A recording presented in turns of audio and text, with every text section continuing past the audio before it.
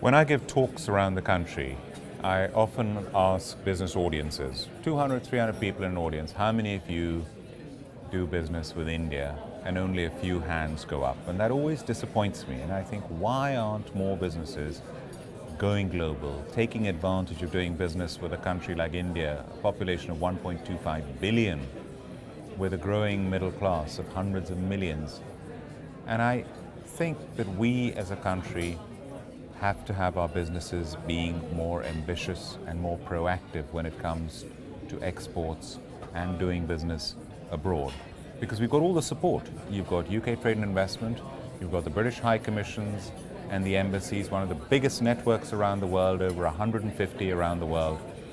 And we've got people on the ground in those countries ready to assist businesses, and in particular SMEs who want to do business in those countries.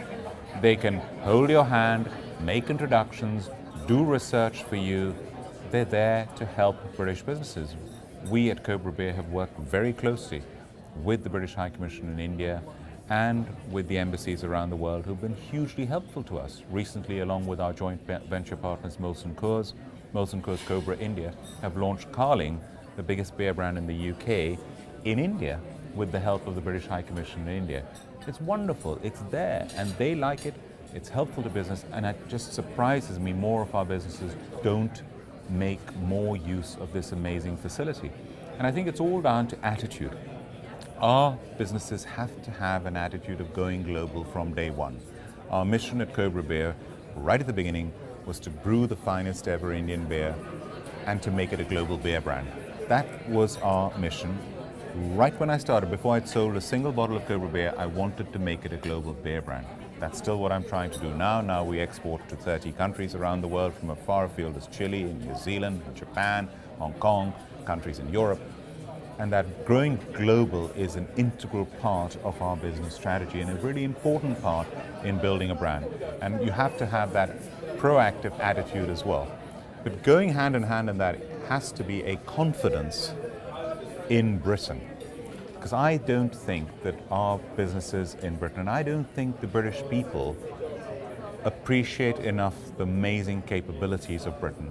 And I don't think we have that confidence that we should have of this tiny little country which makes up less than 1% of the world's population with hardly any natural resources, and yet is at the top table of the world. Permanent seat, UN Security Council, G7, G8, G20, top table of Europe even without being in the euro. We are there, we are a major player on the world stage, and we have the best of the best capabilities in every field you can imagine. London, the #1 global financial center in the world, the best universities in the world alongside the United States of America, the best manufacturing capabilities. Manufacturing in Britain's not dead. I'm proud to be a manufacturer in Britain. It makes up over 10% of our economy, and we have the capabilities of best manufacturing, whether it's beer, whether it's automobiles, whether it's aerospace, our architecture, our design, our accountants, our lawyers, our film industry, our culture, our tourism, you name it. We have the best capabilities in the world, and that capability applies to every business in Britain that should have the confidence that they have that backing of one of the world's great countries. And that's why I think the Great Britain campaign is a fantastic campaign, not only abroad, but telling our people here in Britain, this is what we're capable of. Be proud of it, go out there and deal with the world with confidence.